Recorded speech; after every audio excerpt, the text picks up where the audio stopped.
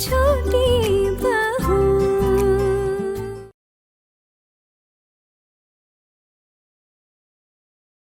थोड़ा दर्द तो लग ही रहा है, घर वालों की सेफ्टी की बात है यहाँ पे। वो लोग तो लड़ाई करना भी जानते हैं ना, मतलब उन्हें तो कई तरह की ट्रेनिंग भी मिलती है। ऐसे लोग फाइट करना और बहुत कुछ करना जानते हैं। इनके पास गन भी हो सकता है। क्या सर, ये क्या बोल रहे हैं आप? मैडम और डरिए मत, बैठिए।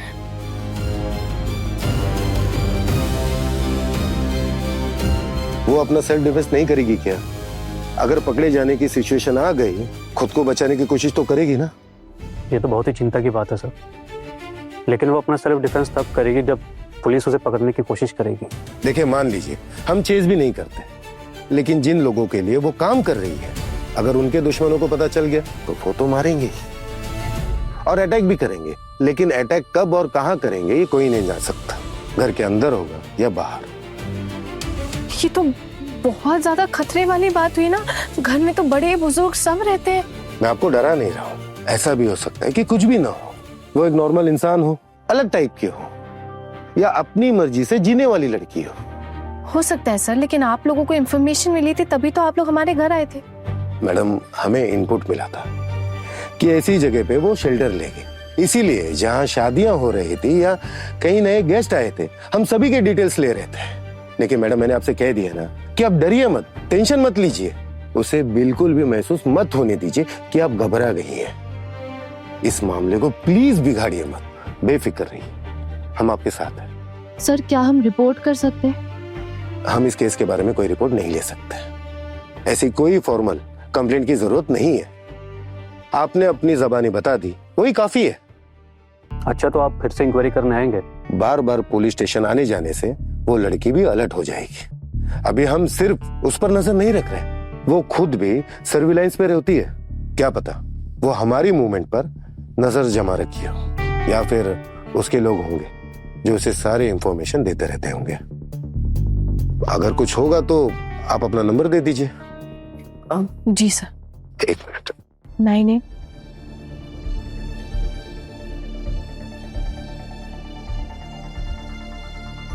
हम फोन पर ही आपको इन्फॉर्म कर देंगे इस केस के बारे में। लेकिन मैडम, आप अपने फोन के बारे में भी सावधान रहिए। फोन हैक हो सकता है, कॉल रिकॉर्ड भी हो सकता है, आपकी आवाज कहीं और पहुंच सकती है। इसीलिए जब मैं फोन पे बात करूंगा, साफ सीधी बात नहीं करूंगा। अगर कुछ कहने लायक हुआ तो आपको थोड़ा समझना पड़ेगा। ठीक है सर, मैं आपकी बातों का ध्यान रखूंगी। फिलहाल हम चलते हैं sir. Thank you sir. Thank you आपके इन्फो के लिए। जी।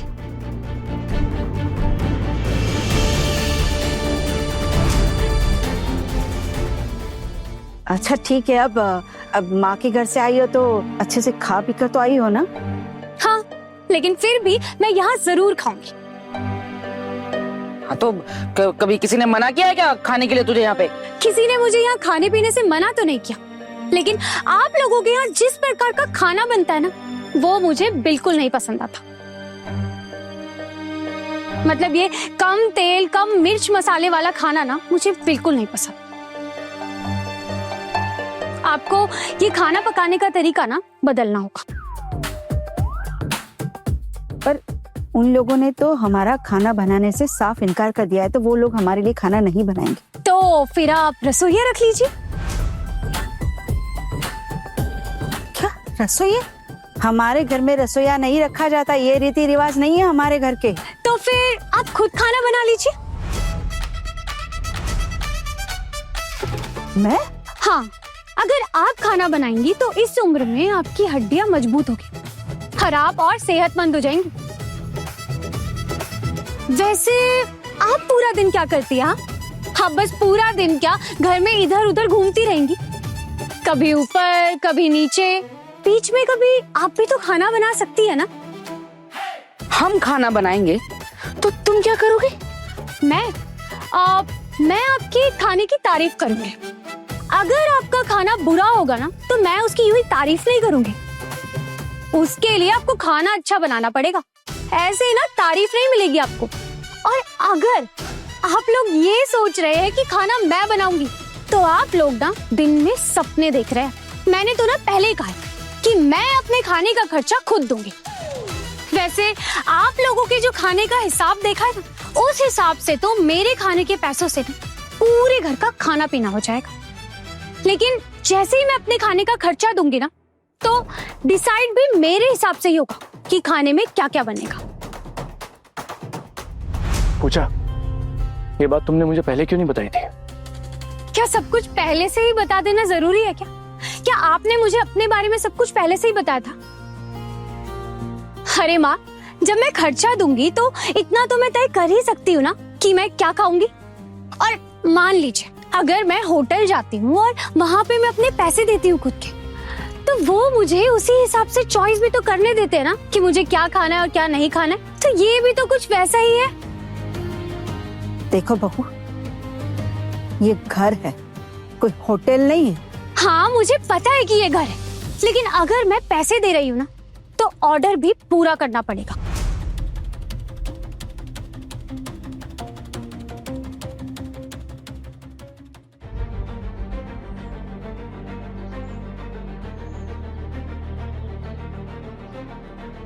सर, आपको गाड़ी में मुझे घर तक छोड़ने की जरूरत नहीं है। देखिए, इतना सा तो रास्ता है, सामने ही मेरा घर है, मैं पैदल चली जाऊंगी। अरे थोड़ा तो आगे तक छोड़ देता हूँ आपको, आप गली तक ही सही, और मैं भी तो उसी रास्ते से जाऊंगा। सर थैंक यू, लेकिन मैं चली जाऊंगी। अरे बैठिए ना। सर मैंने कहा ना आपसे, मैं अकेले चली जाऊंगी, जरूरत नहीं है। अच्छा ठीक है, लेकिन एक बात याद रखिएगा कि जितना आपको सावधान रहने की जरूरत है, उससे कई ज्यादा आपके परिवार वालों को भी सावधानी बरतने की जरूरत है। उस लड़की का मोटिव अब तक समझ नहीं पाया। वही तो सर, मुझे भी इसी बात की टेंशन हो रही। घर में इतने सारे लोग हैं, बड़े हैं, बुजुर्ग हैं, उसे कुछ साफ साफ जाके पूछ भी नहीं सकती। क्या पूछेंगे आप? देखिए, आप ऐसा बिल्कुल भी मत कीजिए। उसे जरा भी शक नहीं होना चाहिए कि आपको उसके बारे में कोई शक है। आप सही कह रहे हैं, I will take care of this. मैं याद रखूंगी और अलर्ट भी रहूंगी। वैसे सर, मैं आपके साथ ऐसे पुलिस स्टेशन के बाहर ज्यादा देर तक खड़े रहना ठीक नहीं है ना। देखिए सर, वो लड़की अगर अपने काम से बाहर निकली और अगर उसने हमें ऐसे देख लिया तो उसे शक हो जाएगा, वो अलर्ट हो जाएगी और फिर सब बिगड़ जाएगा। वो दूरी बना लेगी सर। समझ सकता हूँ आपके हालात को, और आप तो अपने हस्बैंड को भी खुलकर नहीं बता पा। सर मैंने बताया ना, मेरी उनसे बात नहीं हो रही है। बेफालतू की गलतफहमी पालकर कोई मतलब नहीं है, कोई फायदा नहीं है झगड़े का। मैंने कोई झगड़ा किया ही नहीं है सर। कोई मेरी बेवजह बेइज्जती कर, बेवजह मुझे नीचा दिखा, चुपचाप मैं उसकी बात मान लूं, ऐसा तो नहीं हो सकता है ना सर। उस दिन उन्होंने जिस तरह मेरे साथ बदतमीजी की, उसके बाद भी मैं उनके साथ रह रही हूँ, यही उनके लिए सबसे बड़ी बात है। और सर मैं सिर्फ उनकी वजह से उस घर में नहीं रह रही हूँ। मेरी सासू माँ है ना, उनके लिए रुकी हूँ। वो ना बहुत अलग तरह के इंसान है सर, उनकी सोच समझ बहुत अच्छी है। और सिर्फ मेरी सासू माँ नहीं सर, मेरे घर में जो बाकी की बहुएं हैं ना, वो भी बहुत अच्छी है। अगर मैं चली गई तो उनका कोई सहारा ही नहीं रहेगा। सब मुझ पे डिपेंडेंट है वो लोग, इसलिए जब भी जाने का सोचती हो ना, तो दिमाग में इतनी सारी बातें चलती रहती। जानती हो, अगर मैं चली गई तो उन्हें बहुत दुख होगा, टूट जाएंगे वो लोग, उनका भरोसा टूट जाएगा। मैंने कभी भी नहीं सोचा था कि जिंदगी में दोबारा जाने के बाद मेरी इस तरह बेइज्जती होगी। मैंने ना उनसे हमेशा एक ही चीज कही कि आप कुछ भी कीजिएगा, लेकिन मेरा अपमान कभी मत कीजिएगा। बेवजह कोई मेरी बेइज्जती करे, ये मुझे बर्दाश्त नहीं होता है सर।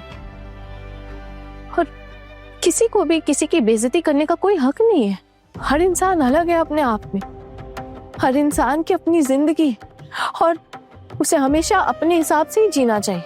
अगर हम इस दुनिया को छोड़कर चले जाते तो अकेले ही जाते हैं ना, और इस दुनिया में आए भी अकेले थे। तो अब अगर आप किसी के साथ रहते हैं तो इसका ये मतलब तो नहीं है ना कि आपने सामने वाले को हक दे दिया है कि आप उसके हिसाब से अपनी जिंदगी जी। ये तो गलत है ना, वो तो अपनी मर्जी नहीं कर सकते हैं। आप फिर गुस्सा कर रही है। प्लीज आप इतना गुस्सा मत कीजिए। अभी आप एक दूसरे इशू में फंस गई, अभी उससे निकलने का कोई रास्ता ढूंढिए, और हो सकता है कि आप किसी बहुत बड़ी प्रॉब्लम का सलूशन कर दें। सर मुझे ये सब कुछ नहीं चाहिए, मैं बस इतना ही चाहती हूँ कि मेरे परिवार वाले ना वो सब सेफ रहे, और वो लड़की वो लड़की किसी को भी नुकसान ना पहुंचाए बस। अच्छा ठीक है, जाइए, मैं गाड़ी में बैठता हूँ, निकलता हूँ, बट आप ध्यान रखिएगा अपना। जी सर।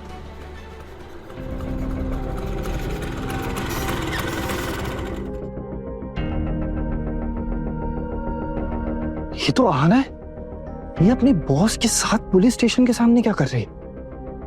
ये बात तो पता लगानी पड़ेगी, इसे नहीं छोड़ूंगा इन्हें।